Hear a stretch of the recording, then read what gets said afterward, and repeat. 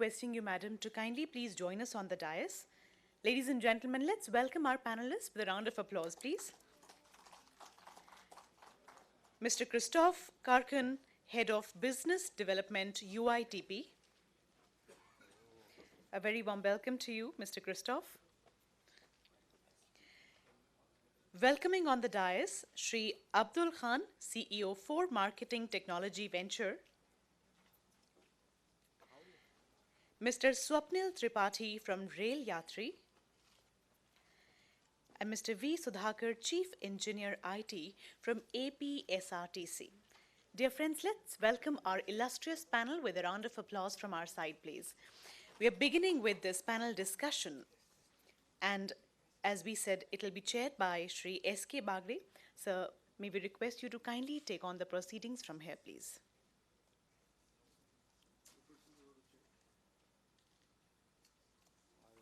How much time we have for this session? 1 hour 15 minutes. But I think I have to leave after 35 minutes. So we'll manage. So, but no, you can stay. We will Shikha manage. is there, other She's people there. are there. We'll So all I think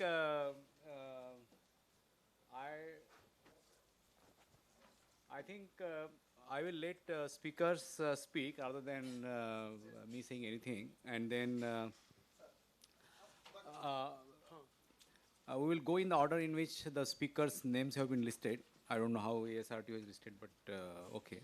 And I think Shikha, would you like to begin? Yeah, please. We have a small presentation, sir. Yeah, you can. Can I get your card? Presentation नहीं से करेंगे. You can go there or speak.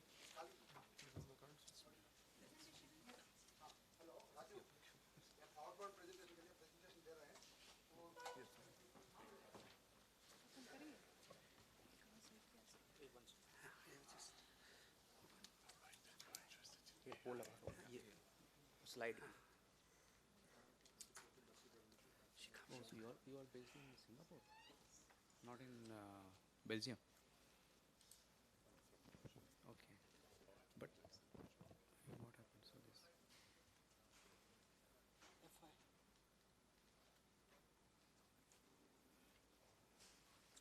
So forward, backward. Which one? This one forward, this one backward.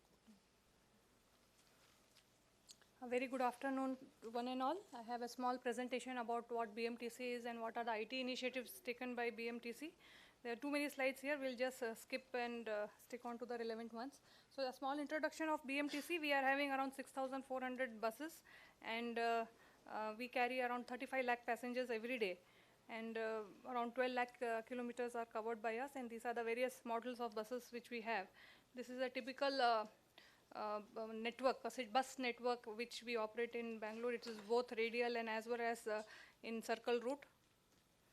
This is a new initiative which we have launched just recently. This is a bus priority lane in Bangalore, and I would like to tell a little bit about this scheme and how we have used how we have used ITS to avoid bus bunching and operate in a more efficient pattern in this bus priority lane. So this bus priority lane is a stretch of around 22 kilometers one way and 44 kilometers both ways. It's from Central Silk Board to KR Puram and then further on to Baipanhalli. And this has been very effective. The photo which you are seeing is a small pilot one of 2 kilometers. The remaining 22 kilometers also similar bollards are being installed. And this has been quite effective. We are operating around 800 buses on this route. And we have already seen an increase in ridership of 12,000 per day and revenue increase of 3 lakh per day. So how we are using ITS is we are using ITS to monitor bus bunching, and we are also using the ETM data to see the boarding and alignment pattern of the passengers, and then designing our bus shelters accordingly. We have installed around 20 cameras in some of the buses. So using that, we are able to capture the violators, those who enter our bus priority lane, and we are able to capture that and then share that data. Right now, the sharing of data with police department is not dynamic. It is done at the end of the day. But then we plan to scale it up to make it dynamic so that the moment it is captured, it's passed on, and they are able to issue online challans also for that. And it is now this is, looking at the success, we are planning to implement it in 4 other routes. And these are the points where these are the various stops given in this 22-kilometer route, and this is typically how the dashboard looks like.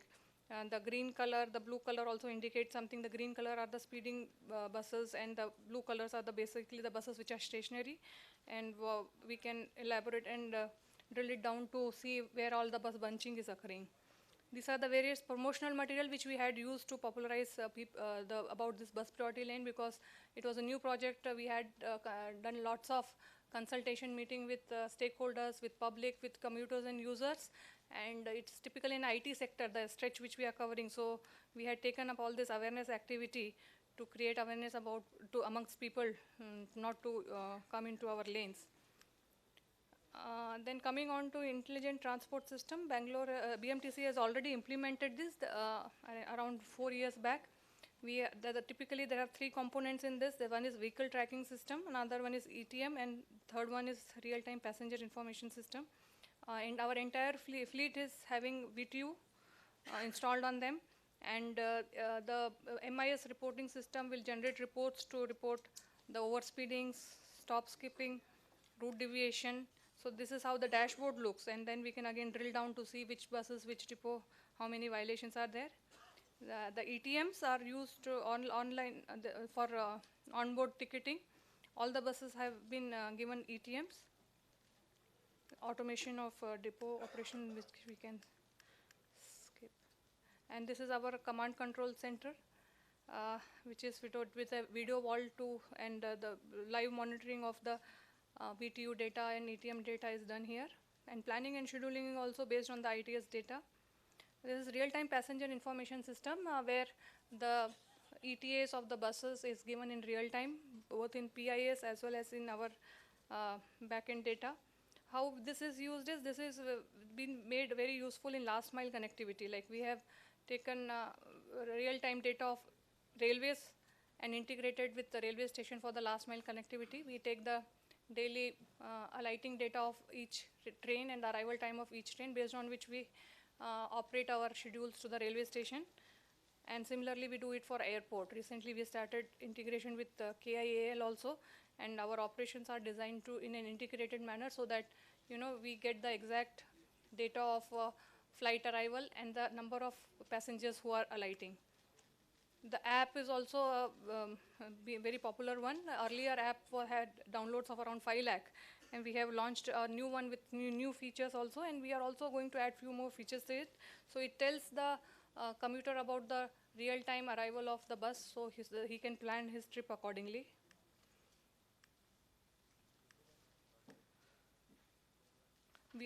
My BMTC website also, it is bilingual, and it it gives a lot of data. Smart car system, here we have integrated with the SAT system of education department, that is student achievement tracking system. So earlier there was a problem of misuse of student passes. Karnataka has a policy of giving subsidized passes for students to travel. So earlier there was a lot of pilferage, but now after this integration with SATs, we get the data verified by the school or college principals themselves. So the data is very authentic, and that has reduced the number of students availing of this facility. So that means that there was a lot of pilferage earlier. So now all they have to do is an online registration, and then the serialing of them is done, and each student is given a particular date and time during which he can come and take his and get a photo clicked and get a pass issued within 10 minutes. And these are our TTMCs. We have CCTVs installed in 10 TTMCs, which are monitored 24/7. And these are some of the patrolling vehicle. This which pink ASRTU is basically also assists women travelers in the late night time. And all the TTMCs have women lounges. So the road ahead, for 6,500 buses, we are going to upgrade our vehicle tracking system with AIS 140 standard, and which mobile app which we have, we are going to integrate it with the Police Suriksha app, and we are also going to have in-bus surveillance system by way of installation of CCTV cameras, which would also have a facility that once a trigger is given by way of pressing panic button, a 30-second video clip or link will go to the police control room and our control room for the safety of women. This feature has also been installed there. Well, we are proposing to install there. And also an advanced PIS system. So this I have already mentioned. So this is what BMTC is planning to do. And after the panel discussion, I would be happy to answer queries if any. Thank you. Oh, it was very nice, short and very informative. You would like to take questions later? Or? Yeah, okay, yeah. Mr. Karkan, now you can present your slides. Or you want to speak? Well, first of all, I was not instructed to bring any slides today. My apologies. Otherwise, I would be No, you very can happy. speak without So slides. I'm No happy to represent the UITP today, the International Association of Public Transport. So our members are organizing authorities, operators, and also members from the industry, the supply industry, and other association. And I'm very happy to have seen this previous presentation because I was introduced this session about smart ticketing solutions or payment solutions, and I'm so happy to see that BMTC really tackles all kinds of different approaches to not only make public transport more accessible, but also to prioritize it and also to facilitate payment solutions, which are effectively a nice way to make public transport more effective in the experience of the traveler. Cash payments is a great thing, and I believe it's very important in India still. 80% I think people in India still use cash as a primary means of payment, but it can prove to be a nightmare when you're waiting for the bus or the next bus is already coming and the last person is still not coming the bus. But and I believe digital payment a national common mobility card is a great idea. But it's only a great, these types of big projects are only great ideas if all other projects are also advancing the same way to make public transport, advance in the same direction. And one mustn't forget, and I really saw that from the presentation of my colleague from BMTC, is that the focus is really how do we make public transport more attractive to the traveler, to the user, and how do we make sure to start giving priority to commercial vehicles. It's a thing that is valid for electric vehicles, for example. It's a priority to make sure the electric vehicles are invested in when it's about bringing more people at the same time in one vehicle. This is the way to advance, especially for a city like Delhi, when that is coping with pollution and that has such impacts on health. This should be our #1 priority. And then a smart ticketing solution should also come into play. And then priority lanes and providing people with smarter ways of payments and the safety for every type of passenger. This should all come together, and this should all be coordinated together by one single authority, preferably, that can really make this all act together. So I was happy to see this presentation. But in many places, you deal with fragmented governance, and that is, for me, maybe the major break for all these great initiatives to move forward at the same time.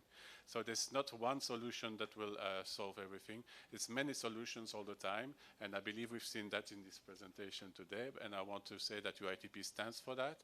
We handle a lot of different topics, and we make sure that all our members are exposed to all these topics and under different committees.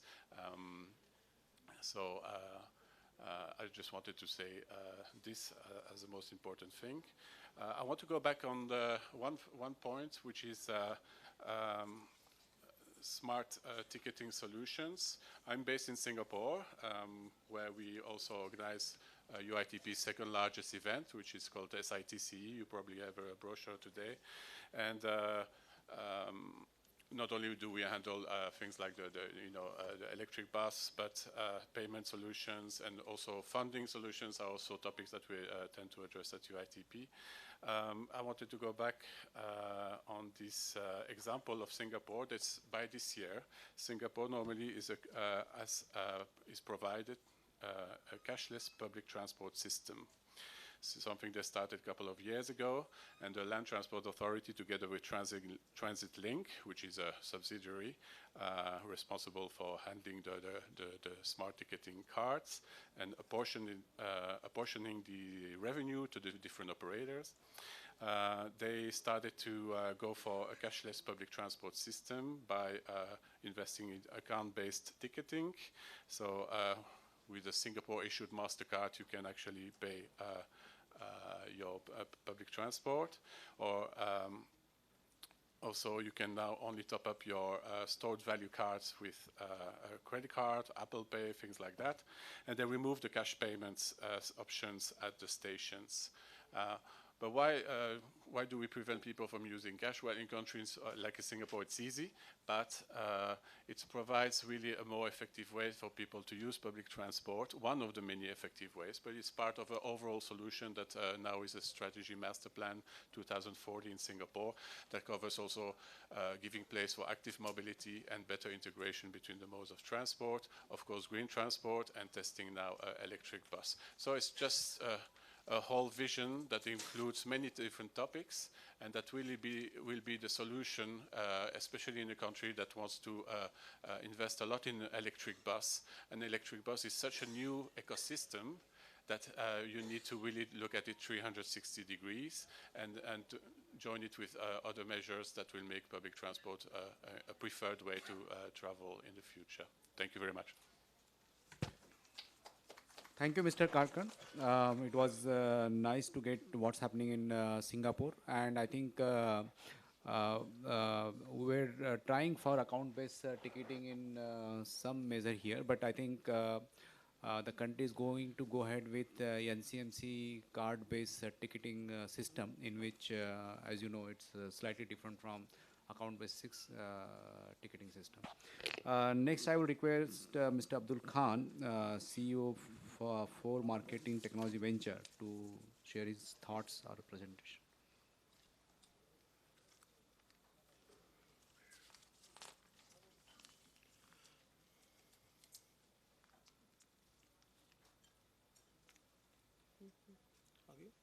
Yes. Will I go no, I'll go down this way. This one for forward. Yeah. Okay. This one for forward. Okay. And This this one for backward. Sure. There's nothing there, I guess. Okay. Yeah. This one. This one. I represent a company. I founded a company which is a numeral 4, and 4 represents the 4th industrial revolution. We have had 3 so far. The last one being the digital revolution, and we have gone well beyond that. There's been a lot of talk, sometime borderline hype, and on at least 2 words which most of you have come across in some form or the other, called artificial intelligence, which is the heart of this revolution. And my business is, or my company is really, how do we apply the entire gamut of technologies to make a difference in business in terms of monetization for enterprises, as well as solve problems for governments. I am addressing a problem which is a problem, the way we look at it, is actually a statement which needs a solution here. So this is a small video from the World Economic Forum, which kind of in a minute summarizes what is the 4th industrial revolution. Volume doesn't matter actually. There's no volume. You are audible. I'm audible. No, not me, the video. I am loud. Chale. Okay, it's self-explanatory. I think you can just read it. Volume. There is.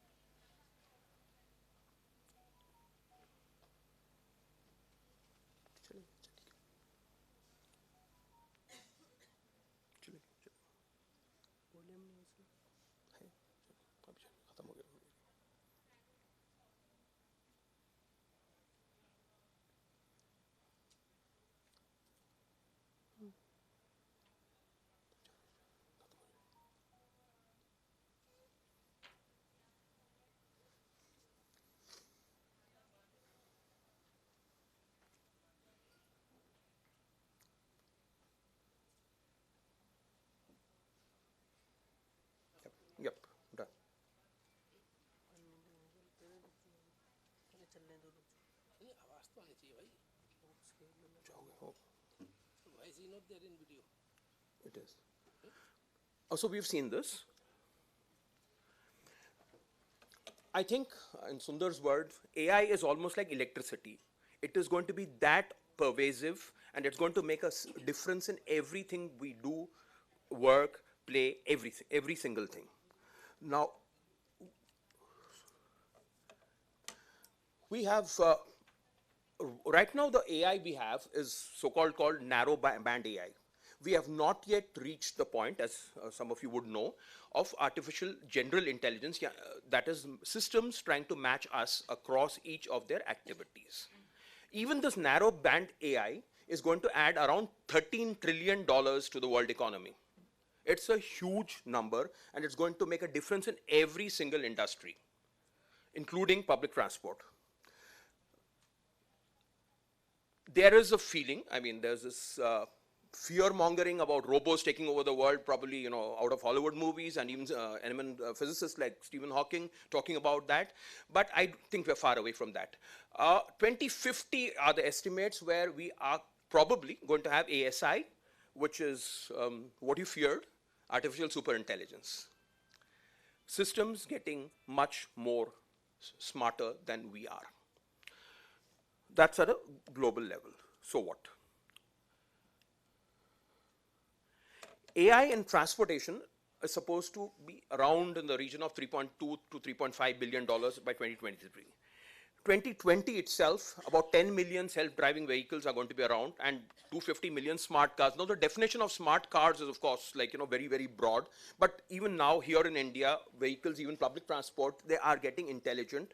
And the component of the AI, the other word, which I do not want to make this much jargon, but is machine learning.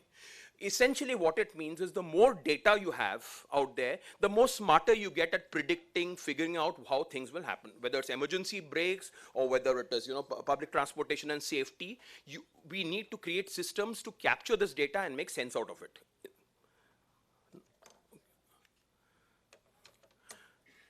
What are the challenges in the IT space?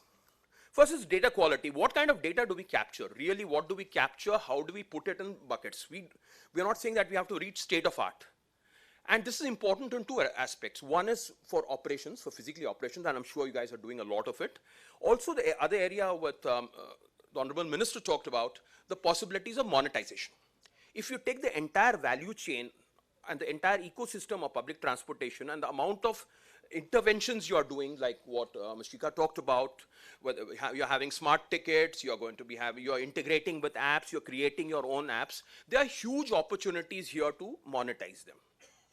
I know government is not in the business of being in business, but there is no reason why we cannot create monetization streams out there. And I'll give you an example. There's a friend of mine who heads an agency called Lodestar, who worked with TCS and the e-passport guys. And when they set up that entire system, Lodestar and TCS and the Passport Seva created various points, touch points, where it was not like, you know, millions of dollars, but there were opportunities to put ads out there, monetize, and we have gone a long way. The amount of intelligent information we can have here is far more. We need to build capacity, obviously. There'll be issues of data privacy. This is like, you know, way beyond the thing, but these are the things out there. And most important is a mindset. Basically, like, the importance of all this, why are we doing this? Because we can keep running our operations in a legacy mode forever. So that we need to get out. How do we do it through training programs? Leaders such as you going and saying that, you know, guys, maybe we need to look at this. Maybe we run test cases, everything. Sure, I know. Just what are the outcomes? We need to increase and improve the quality and efficiency of tasks. We obviously need to reduce the employee workload. We need to tackle very specific problems and provide solutions. 4 building blocks out there. I'm not going to go into a lecture mode. The only important point is a mindset out here. We know and we have read about several global implementations, best cases in driverless buses in Sweden, France, Germany, autonomous ships at Rolls-Royce, and we know what we have done. There's Ms. Shika out there, who created an entire engagement kind of platform, and lots of people, whether it went viral, people are talking about, because technology also has to have a human face. We have an entire set of activities which you guys are doing, but what can we do? We can improve public safety. We predict traffic and manage traffic. We create hyperlocal communication, so we know at each point in time who is where, and we can send advertising and communication messages to each of these people out there. We have public service messages which we can talk to and interact with these guys. We have ITS, which you guys have already made a beginning with out there, pedestrian safety and predictive maintenance, smart parking, and huge revenue generation opportunities. I'm going to just leave this slide is in circulation, but pricing plans, digital out of home, everything. So this is the future of AI in public transport. I propose, and this is the last slide, that we create a small working group with people amongst you who are interested. We work in with the Transport Secretary, whom I've just spoken to also around this thing, work with an IIT Bombay or Delhi, and create some things which can be implemented in somebody's area. These are not crazily expensive stuff. These are like proofs of concept, and they can be done in few lakhs, not crores. Let's take a start. Okay, thanks.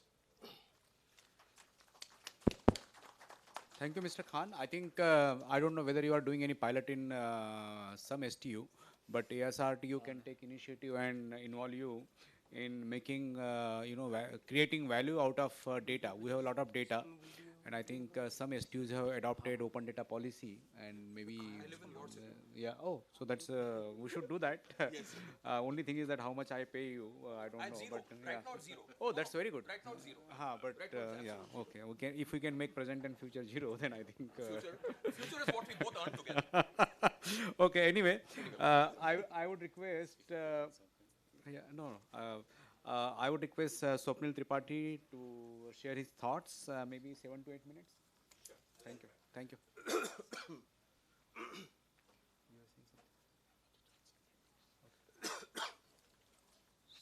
This one is for forward and perfect. Sounds good. Hey, good afternoon, everyone. First of all, privileged to be part of the panel, which is consisting of accomplished professionals like head of SRTCs as well as Mr. Khan and Mr. Karnan. I'll talk about how Intercity Rail Yatri is using, of course, technology to create a new default for intercity bus travel, and of course, what's our background and which brings us to this point. To begin with, so I'll not spend too much time on this slide and contain myself to 8 minutes mandate. So we have been in the train and bus multimodal space for more than 4 years now.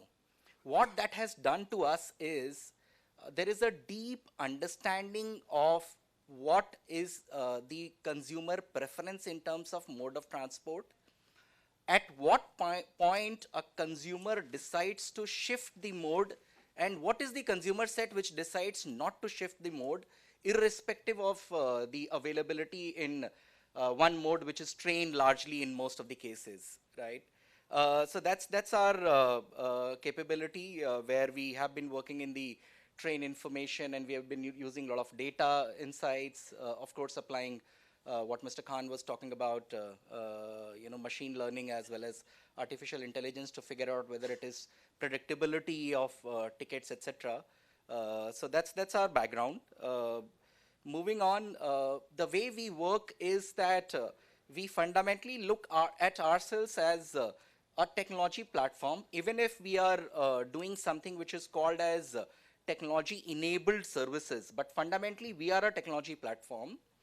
We work with partners who could be a bus operator, and since we are also existing in the meal on train segment, these are restaurants, nearby railway stations, who do the rest. So there are 2-3 things which we do, there are 2-3 things that they do. Eventually, there is a standardized service which a consumer gets, and largely our role is around technology, which is, of course, traveler acquisition on the demand side, of course, on the service definition, then of course on how to create the brand experience using whether it's IoT, etc.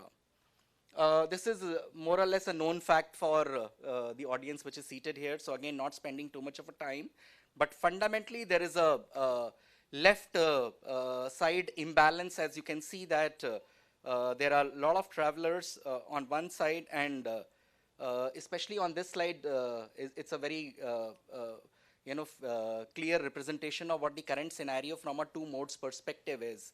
One is overcrowded, second one is facing challenges to fill the capacity. So that's the fundamental problem statement.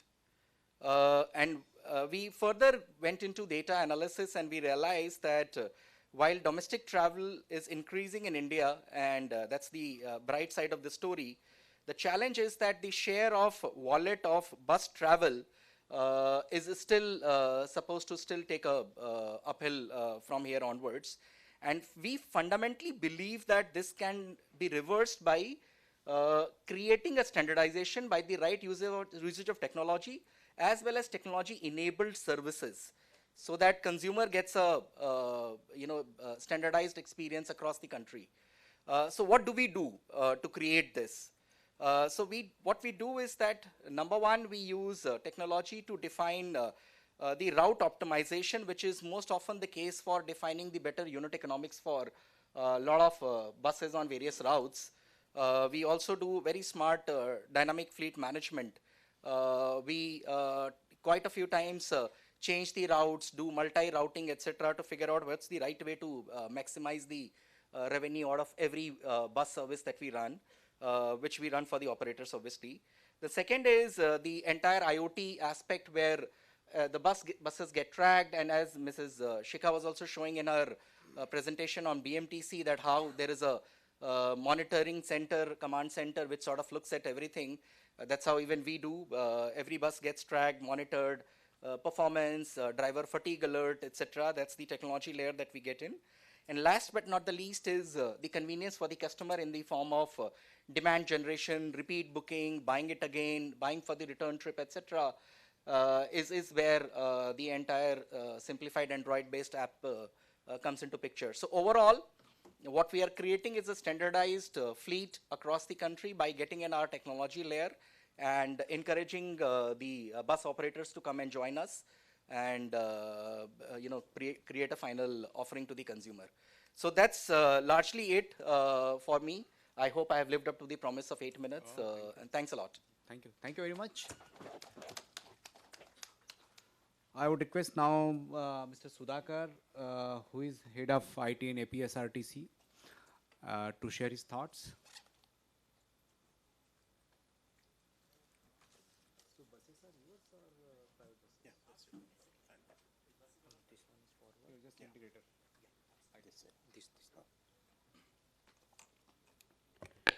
Good afternoon. My respectful regards for the chair, the eminent panelists, the CEOs, and the fraternity from public transport and the industry associated with public transport. Before commencing with my presentation, I would like to recall the towering vision presented by our Minister for Road Transport, Nitin Gadkari ji. And we are all committed to do our might and put our best foot forward to see that the vision is realized 5 years down the line. SRTUs can back this vision with the strength they have as an institution, with the technological supremacy, and trained and dedicated manpower behind any project that is undertaken. Coming back to my organization, ASRTU, we have a very clear perspective about public transport. It is one of the corporations that were set up following the vision of our policymakers in 1958 as ASRTU, that have grown from a meager fleet of 200 to almost 23,000 in 40 years. But then we started dithering. Right now, AP, in the separated state of Andhra Pradesh, is having about 12,000 buses, 128 depots, covering about 43 lakh, that is 4.3 million kilometers daily, and completing 6.3 million passenger journeys.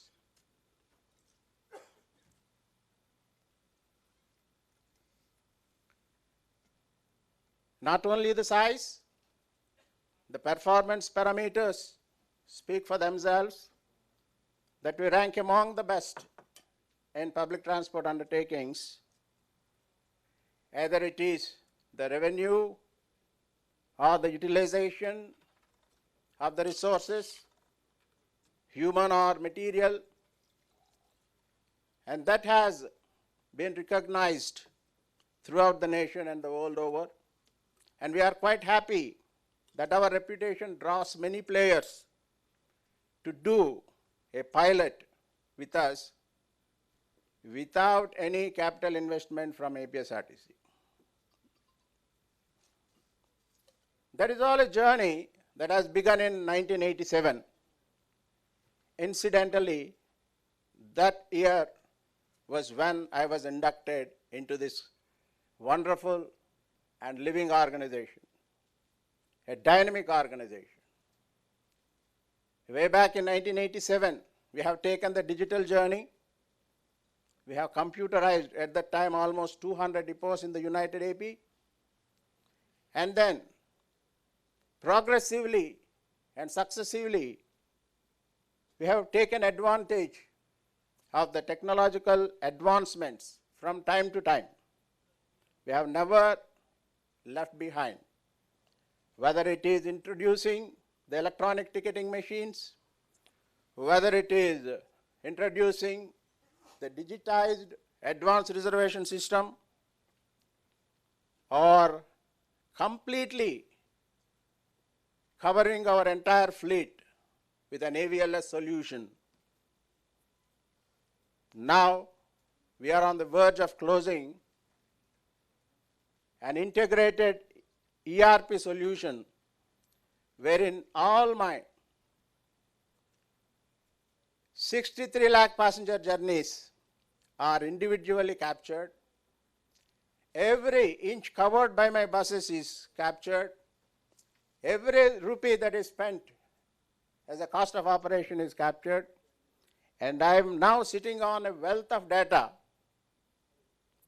and we are looking for partners who can come to help us in doing a pilot for mining the data and deriving outputs that would lead to progressive decisions to take the public transport in Andhra Pradesh forward.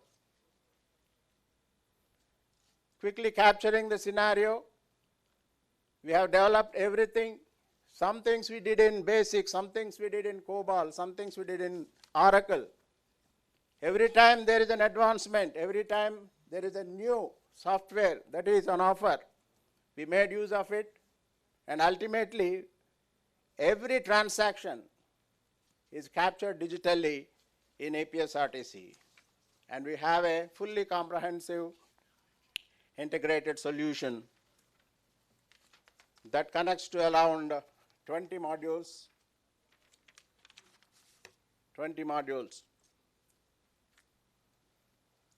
The available data is now presented to each and every manager, and it is open. You can note down two numbers, 113611 and 130863 as username and password. You can access it, study it. But it may look like a caterpillar, but very soon it will be transformed into a butterfly. Maybe butterfly is not much useful except for its beauty. Maybe it's going to become a honeybee to give me wonderful insights that help decision making for taking my organization forward. We have also addressed the issue of digital payments. First of all, we have completely digitized payments coming into the organization. We don't accept any checks or DDs. Money should come into the organization in the electronic channel only. We have come to almost 99%. And then this intervention called FASTag, we are the first organization to cover almost 7,000 buses, whichever is passing through the toll gates, and the payment is made digitally. We have introduced e-ticketing, advance reservation.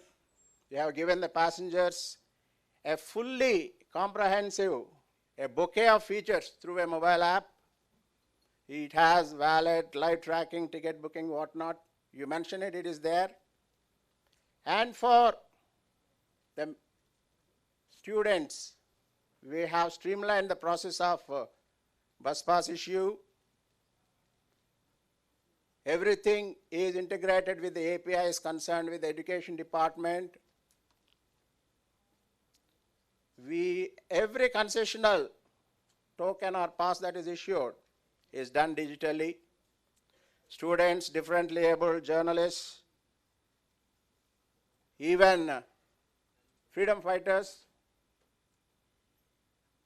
and we issue about 30 plus concessional passes through the digital medium. Now we are venturing into the digital payment in bus. One organization has taken up a pilot in Vijayawada city covering 600 buses. In this we are incorporating the mobile pass, mobile ticketing, and dynamic QR code and offline data, etc., etc. All the advanced features are being tried, tested in real time in Vijayawada city, and slowly this will be spread to the other city we have, that is Visakhapatnam. We are in consultation with another agency to do a free pilot for us. So the world has recognized us, not just because we are a big organization. We have built our capacity to meet the needs. We have identified the technology. We have never jumped the gun. We have never jumped the bandwagon, because as an organization we are responsible to the society, not just for the fancy of it. So whatever we invest, it should give us the maximum. It is said that the reality about transportation, that it is future oriented. If we are planning for what we have, we are left behind the curve. At this juncture, I assume that great personalities from the IT industry are also present here. The government has taken a stand through the AS 140 to install this panic button system in all our public transport buses. Even we have that in some of our buses, but it is not being used because the back end is not ready as yet. But has two slides. I ask the fraternity to look at the possibility of exploring the technology of IoT in this, and then cost of cash collection is the major component in our operations. Last 1 minute, Sudhakar. That's more than enough, sir. Thank you. We are exploring options of NFC, RFID, and NCMC, but we have a medium, an instrument that is ubiquitous. It is in the hands of almost the entire population of India, the Aadhaar. Why don't we digitize it and incorporate features that it becomes an identifier as well as a payment instrument? It is a challenge to the technology brains, and we strive to present a clean bus to the passengers, but you cannot have a clean bus when the road is not clean. A properly paved road, a sufficiently wide sidewalk, an elegant, practical but simple bus stop for the passenger to wait, a properly turfed berm.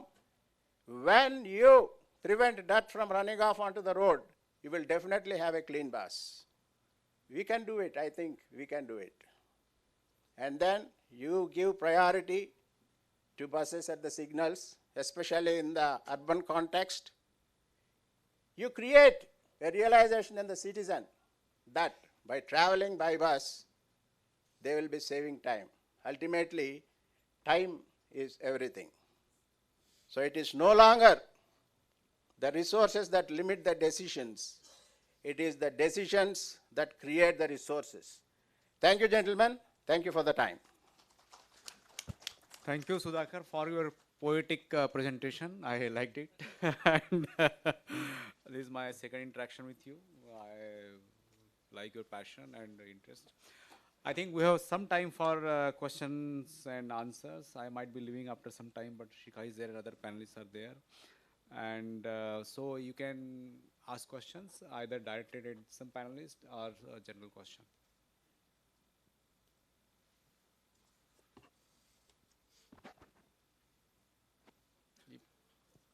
If there are no questions, then you wanted to add something?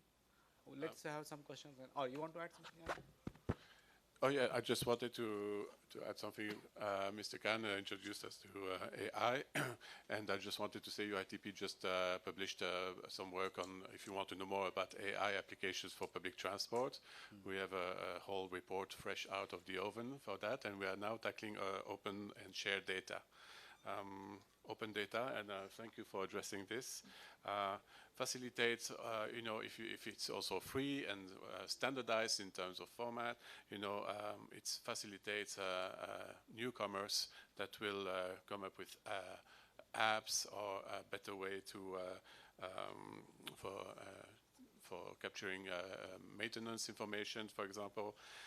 It's all contributing to the comfort of public transport, attracting new users, and also increasing your operational and improving your operations and probably decreasing the cost. So it's all coming back to you as a STU. So I would say, and UITP really favors free open data. Well, that's the message I wanted to say. I think automated vehicle, again, thank you for mentioning that it's also automated bus and not only private vehicles. I mean, private vehicles now are amazing. I just took delivery of a new vehicle for my spouse. I was at home and my spouse wasn't, so I was taking over that vehicle, and I thought I needed a doctorate just to get it started, because they've become amazing. But we really, again, should focus on how it's, you know, automated vehicle or an electric vehicle, if it's private, is still causing congestion. So we should also think of how artificial intelligence helps public transports in the long run. And it always necessitates another priority for that is also training, because there are new skills out there that will be needing new people to capture all the capabilities of artificial intelligence. Yeah, that's just a few comments I wanted to add. Any questions? Yeah, please. If you allow me, I would like to basically, I mean, great presentations, and I must admit that I'm not that familiar with state transport undertakings. I'm based in Hong Kong. But one question I do have is that there is a very close interaction with the work that is done with respect to public transport to the overall transport policies of the city. And I mean, Bangalore presentation was fantastic. I mean, this is probably what everybody else in the world is doing. But then why it is not working? That's the question. And that lies on the other side of the supply problem, where the roads are congested, the car growth is unchecked, the urban infrastructure is not coping up with the demand that is happening in the city. So what is the kind of interaction between the state transport undertakings in India and overall transport policies within the cities?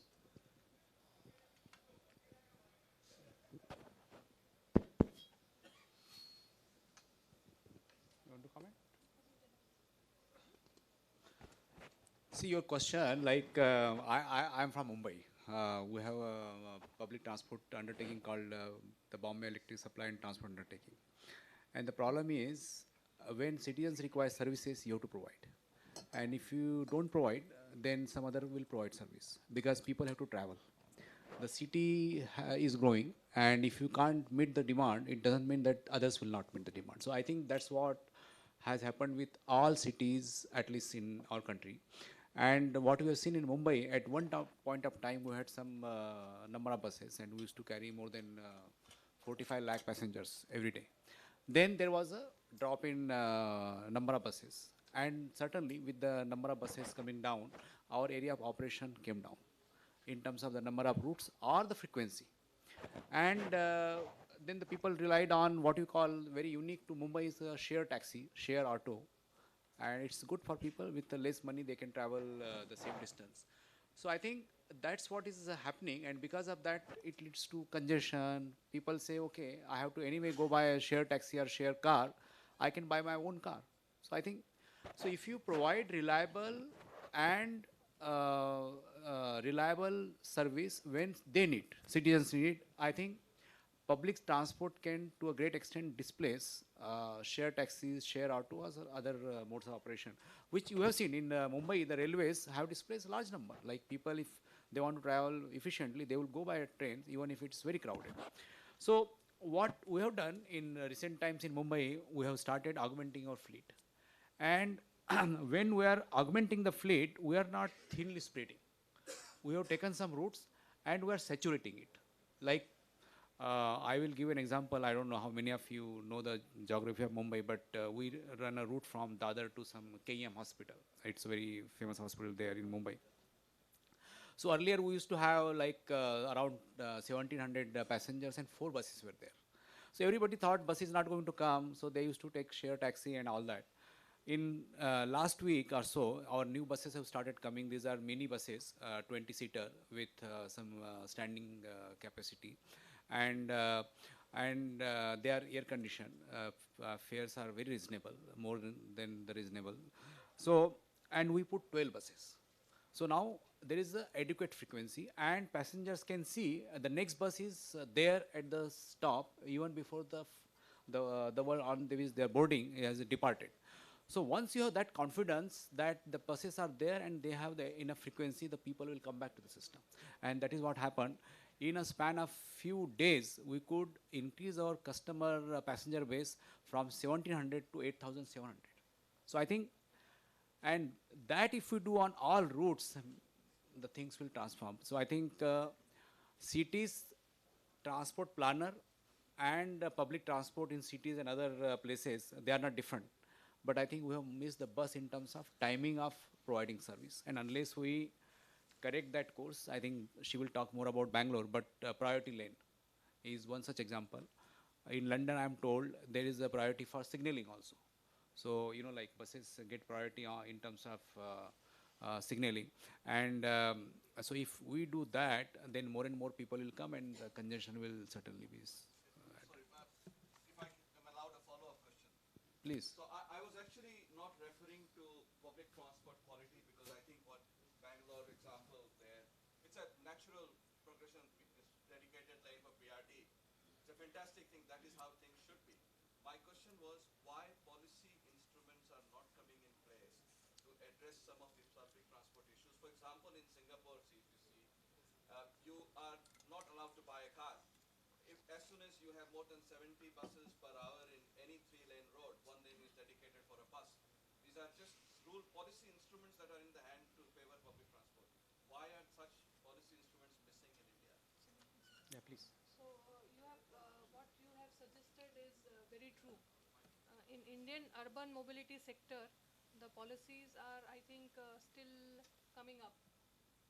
For example, for implementing this bus priority lane itself, there were multiple stakeholders from government agencies itself. Like it was conceptualized by BMTC, the designing was done by DULT, and the implementation is being done by BBMP, which is our corporation, municipal corporation, and the enforcement obviously by the Bangalore Traffic Police. So the multiple departments came together to implement it, and we faced a lot of teething problem.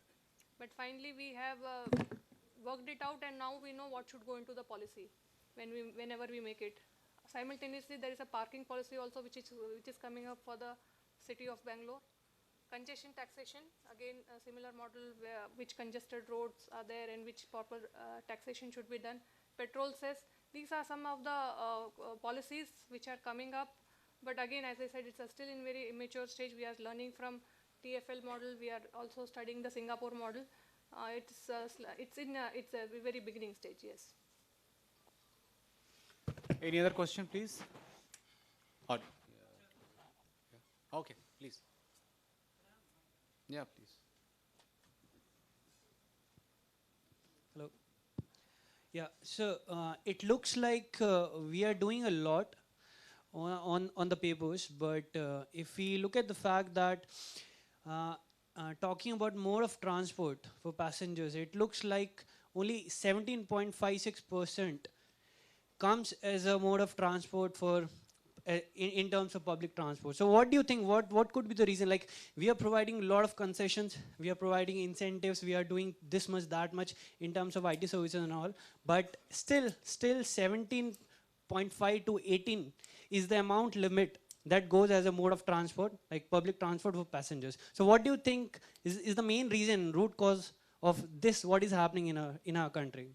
So because if I actually compare our country to some of the good countries which are pretty much good in transport, for example Hong Kong, they provide 84% mode of transport.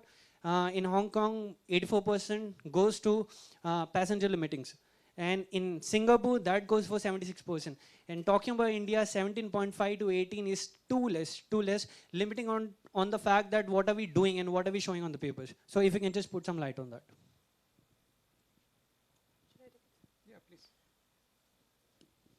So there are few issues because of which the carriage of public transport people are not preferring in India.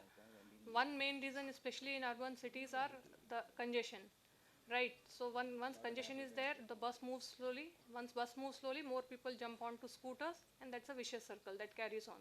So in last 4 years, the percentage of two-wheelers and cars in our city has grown up by 30%. Augmenting to that problem was that in STUs we did not influx fresh fleet to the extent it should be. Like at this population ratio, we should be having, Bangalore itself should be having more than 10,000 buses. Unfortunately, unlike in European countries, in India still bus transport is not treated as a public service. Government is giving money for construction of roads, but no doles are given out to STUs to procure new fresh fleet. So that being the case, we could not keep up with the rate of induction which was expected out of us. Third would be the typical Indian mentality, which used to think that buses was for a low income group. We tried to overcome that by inducting luxury buses, good Volvo buses, and we have been, especially in Bangalore, we have been able to capture IT sector. So now we have good patronage from this sector, and we carry them in those routes. But yes, there is much to be done. Yeah. So you want to say something? I think they have to start another session. So we'll now close our session here. Thank you very much for to everybody. And I am especially indebted to all the panelists who have taken pains to present their views. Hopefully, STUs will have some learning from here and continue to implement the suggestion. Thank you. Thank you for that wonderful session. And before we actually conclude, may we request our Executive Director, ASRTU, to kindly present mementos to our esteemed speakers. May we request our panelists to kindly please stay back for another 1 minute, please. May we request our ED sir to kindly please present mementos as tokens of respect and appreciation, beginning with the chair for the session, Shri S.K. Bagwe, please. Srimati C. Shikha, Mr. Christoph Karkan, Mr. Abdul Khan, Mr. Swapnil Tripathi, and Mr. V. Sudhakar. Please put your hands together as we thank our illustrious panel for that wonderful discussion that we had. Thank you so much for that panel discussion. And now we have a 10-minute tea break, post which we will begin with our final session for which we are waiting. The session will be a panel discussion on new business models and practices in bus transport for the augmentation of public transport capacity towards doubling the capacity. So there's a 10-minute tea break session. May we request everyone to kindly please reassemble in the stipulated time, please, as we are hard-pressed for time. Thank you so much, ladies and gentlemen.